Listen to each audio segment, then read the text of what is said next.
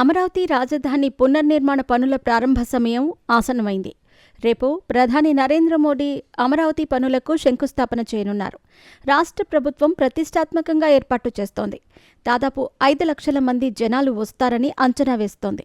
అందుకు తగ్గట్టుగా ఏర్పాట్లు చేస్తోంది. ఉగ్రవాదుల దాడుల నేపథ్యంలో ప్రధాని పర్యటన కట్టుదిట్టమైన భద్రత నడుమ జరగనుంది. ఇప్పటికే ప్రముఖులకు ఆహ్వాన పత్రికలు అందించారు సిఆర్టీఏ అధికారులు. అయితే ఆహ్వాన పత్రికపై డిప్యూటీ సీఎం పవన్ కళ్యాణ్ పేరు లేకపోవడంపై జన సైనికులు ఆగ్రహంగా ఉన్నారు. దీనిపైనే పెద్ద ఎత్తున చర్చ నడుస్తోంది. ఈ నేపథ్యంలో ప్రభుత్వం దిద్దుబాటు చర్యలకు దిగింది. కూటమి అధికారంలోకి వచ్చి దాదాపు 10 నెలలవుతోంది. ఈ 10 నెలల పాటు అమరావతి రాజధాని నిధుల సమీకరణ జరిగింది. ఇది ఒక కొలిక్కి రావడంతో అమరావతి పునర్నిర్మాణ పనులు ప్రారంభించాలని రాష్ట్ర ప్రభుత్వం భావించింది. అందుకే ఈ కార్యక్రమానికి ప్రధాని మోదీని ఆహ్వానించింది రాష్ట్ర ప్రభుత్వం. అయితే భారీ కార్యక్రమానికి సంబంధించి ఆహ్వాన పత్రికలో డిప్యూటీ సీఎం పవన్ కళ్యాణ్ పేరు లేకపోవటం విమర్శలకు తావిస్తోంది.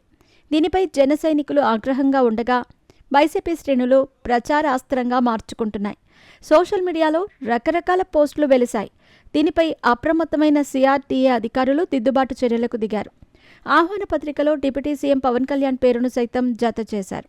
గత కొద్ది రోజులుగా అమరావతి రైతులకు బొట్టు పెట్టి మరీ ఆహ్వానిస్తున్నారు. ఈ క్రమంలో సోషల్ మీడియాలో ఆహ్వాన పత్రిక వైరల్ అయింది.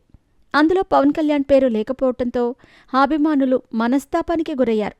కూటమిలో కీలకంగా వ్యవహరిస్తున్న పవన్ కళ్యాణ్కు గౌరవం ఇచ్చేలా ప్రభుత్వ నిర్ణయాలు ఉండాలని జన సైనికులు డిమాండ్ చేశారు.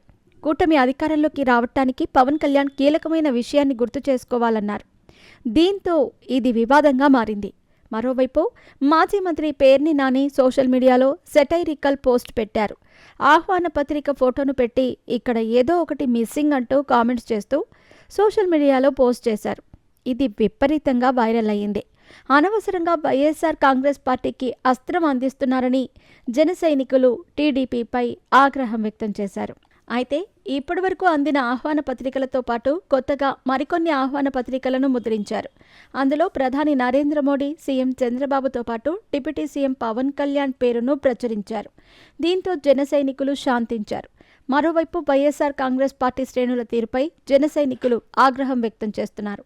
పవన్ స్టామినా అది అంటూ ఇప్పుడు కొత్తగా ప్రచారం చేయటం ప్రారంభించారు. కాగా ప్రధాని నరేంద్ర మోడీ సభకు భారీగా ఏర్పాట్లు చేస్తున్నారు. జన సమీకరణతో 3 పార్టీల నేతలు బిజీగా ఉన్నారు.